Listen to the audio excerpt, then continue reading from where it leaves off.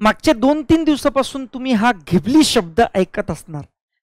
पेपरमध्ये घिबली शब्द आहे, इंटरनेटवर यूट्यूब सर्फ करा, तिथं घिबली शब्द आहे. म्हणजे लागले तेवढे सोशल इश्यूजमध्ये हा शब्द प्रामुख्याने आता प्रचलित आहे. तर एक्झॅक्टली नेमकं काय इश्यू आहे हा? आणि थंबनेलवर जसं तुम्ही बघताय की तुमचा सुद्धा फोटो चुकीच्या ठिकाणी वापरला जात आहे का? हा ट्रेंड काय आहे? घिबली या शब्दाचा नेमका अर्थ कोणता आहे?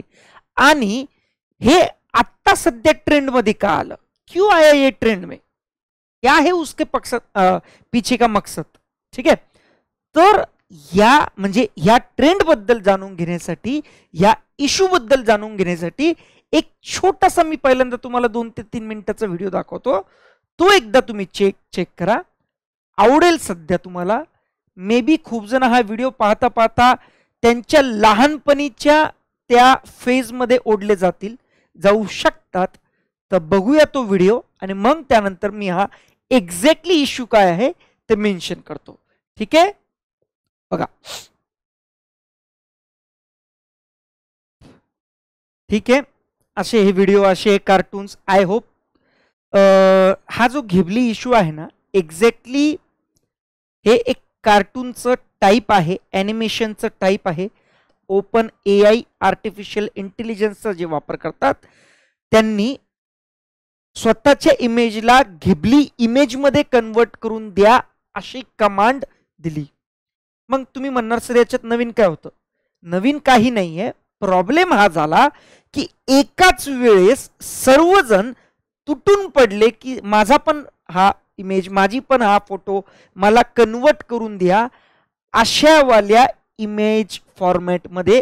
या कार्टूनचे वेगवेगळे टाईप आहे, पण त्यातल्या त्यात सर्वात जास्त जसे आपले लहानपणीचे टॉम अँड जेरी वगैरे पॉपॉय कार्टून होते, रे अलादीन वगैरे आपण बघत होतो, तर ते कार्टून आणि आत्ताचे जे तुम्ही बघतात पोकीमॅन वगैरे वगैरे, तर त्यामध्ये जमीन आसमानचा फरक आहे. तर ही वाली जी कार्टूनची जी टाईप आहे, ही वाली जी सिरीज आहे, ठीक आहे, हा जास्तीत जास्त फेमस प्रचलित आहे. तर माझ्याही फोटोचं तुम्ही चेंज करून याला घिबली फॉर्मॅटमध्ये कन्वर्ट करून द्या असं चॅट ओपन AI ला सांगितलं गेलं. ठीक आहे,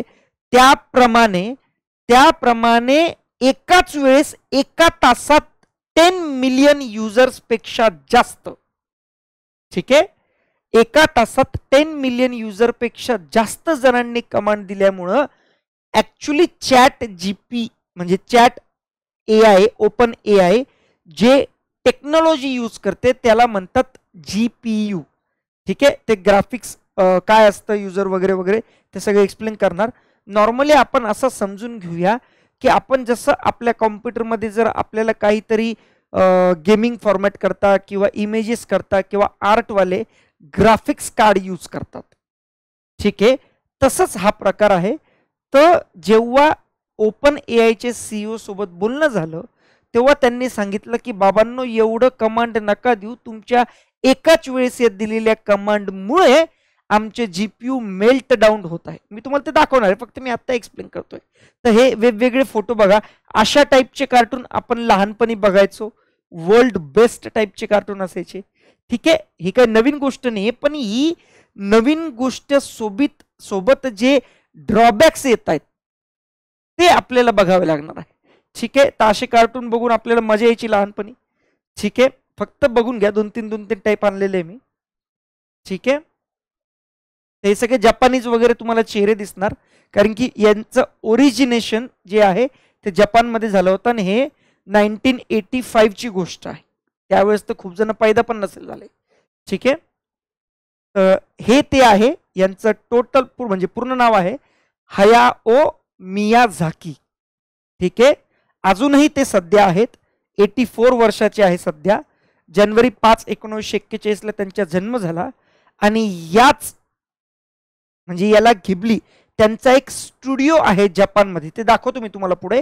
पण त्या आर्ट फॉर्मला घिबली आर्ट म्हणतात. म्हणून ह्या ज्या तुम्ही इमेजेस बघितल्या याला घिबली आर्ट असं म्हटलं जातं, घिबली ॲनिमेशन.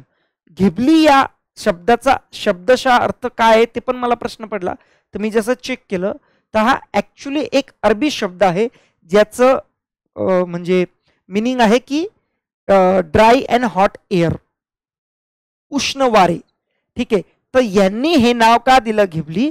त्यांचं असं म्हणणं होतं की हे नवीन एक मी काहीतरी आर्ट फॉर्म क्रिएट करत आहे जपानमध्ये, आणि याचा वापर अख्ख्या जगामध्ये होणार आहे आणि वाऱ्यासारखं पसरणार आहे.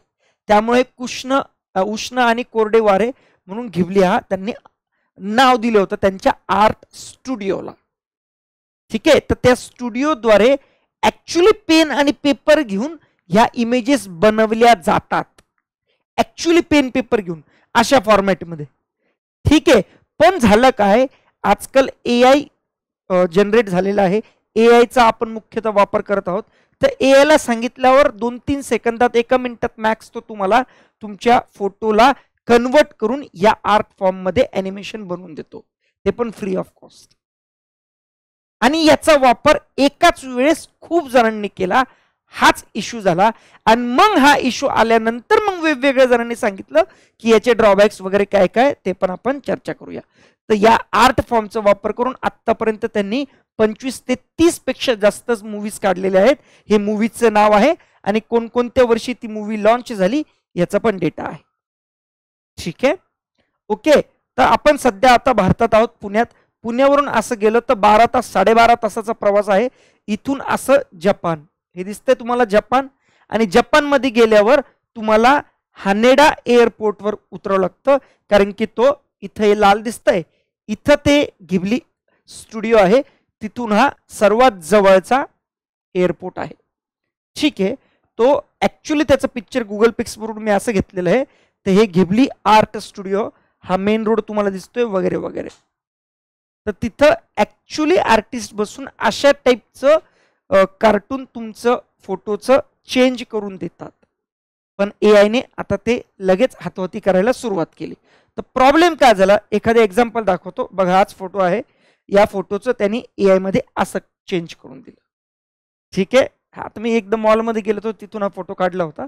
सेम आत्ताचा हा MPSC वाला PWचा जॅकेट घालून त्याला त्यांनी असं चेंज करून दिलं. हाच मी थंबनेलवर लावलेला आहे. तर मग तुम्ही म्हणणार सर याच्यात प्रॉब्लेम काय आहे, असं असं चेंज केलं आहे ना, याचं चेंज केलं, लफडा काय मग? प्रॉब्लेम हा आहे की जेव्हा तुम्ही, आणि असं ChatGPT ही एकच नाहीये जरिया की जिथून तुम्ही असं हे चेंज करून घेऊ शकतात. अशा वेगवेगळ्या प्रायव्हेट वेबसाईट सुद्धा आहे, ॲप सुद्धा आहे, जे तुम्हाला तुमचं हे फोटो मागतात आणि त्याच्यापूर्वी एक पहिल्यांदा क्लिक करायला लावतात की all terms conditions are satisfied वगैरे. तुम्हाला ॲग्री असेल तर याच्यावर क्लिक करा, मग आम्ही जनरेट करून देऊ. तुम्ही त्या भावनेने हे जनरेट करून घेतात आणि मग तुम्ही हे भेटल्यानंतर खुश होऊन जातात, इकडे तिकडे अपलोड करतात. पण तुम्हाला हे कळत नाही, त्याकरिता तुम्ही तुमचा हा पर्सनल फोटो त्यांना वापरायला आणि तुमच्या मोबाईलमधले गॅलरीमधले जेवढे काही फोटो आहे ते बघण्याची तुम्ही राईट दिलं त्यांना, आणि मग तिथून लफडायला सुरुवात होते. याचा वापर पुढे जाऊन असं होतंय की सॅम अल्टमॅन, CEO आहे ओपन AIचे, यांना जेव्हा विचारलं गेलं तेव्हा GPU ग्राफिक्स प्रोसेसिंग युनिट हे मेल्ट डाऊन होतोय, कारण की एकाच वेळेस सर्वजण याचा वापर करायला सुरुवात करताय. तर प्रॉब्लेम तो नाही, ठीक आहे, ते त्यांचं टेक्नॉलॉजी अपडेट पण करून घेणार वगैरे वगैरे. पण प्रॉब्लेम हा आहे की जेव्हा आपण आपला पर्सनल डेटा देतो तेव्हा असं आपल्याला वाटतं की आपल्याला काहीतरी भेटणार आहे. ठीक आहे, भेटणार आहे मान्य, पण एक गोष्ट लक्षात ठेवा, जगात nothing comes at free of cost. कोणतीही गोष्ट तुम्हाला फ्रीली अवेलेबल नसते. या हाताने तुमची, म्हणजे या हाताने तुम्हाला दिलं तसंही त्यांनी चेंज करून ते कन्वर्ट करून, पण या हाताने तुमची पर्सनल इन्फॉर्मेशन वापरण्याचा राईट सुद्धा दिला. आणि इथूनच प्रॉब्लेम होतो. काही काळानंतर पुढे असं पण होऊ शकतं, जसं AI आता फोटोला चेंज करून देत आहे तसंच तुमच्या व्हिडिओला सुद्धा चेंज करून देणार. आणि तुमच्या व्हिडिओचं जर म्हणजे ओरिजिनल व्हिडिओचं त्या ग्राफिकमध्ये कन्वर्जन झालं तर त्याला अजूनही चेंजेस करून देऊ शकतात, की तुमच्या मुलासोबत, तुमच्या मुलीसोबत किंवा तुमच्या मुलासोबत एखादा वेगळा व्हिडिओ टाकून तुमच्या मुलाला आम्ही किडनॅप केलेला आहे वगैरे वगैरे. आता मग तुमच्याकडून खंडणी वगैरे वसुली करणार आणि तुम्हाला कळणार नाही की तुमचा मुलगा खरंच शाळेत आहे आणि इकडून असाच फोन आला की लवकर 5 लाख रुपये या अकाउंटमध्ये टाक, नाही तर तुझ्या मुलाला मी हे करतो.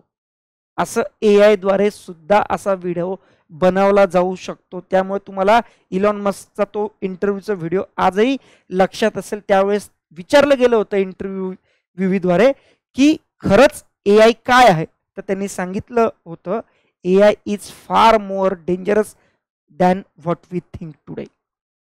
इलॉन मस्कचं स्टेटमेंट आहे. ठीक आहे.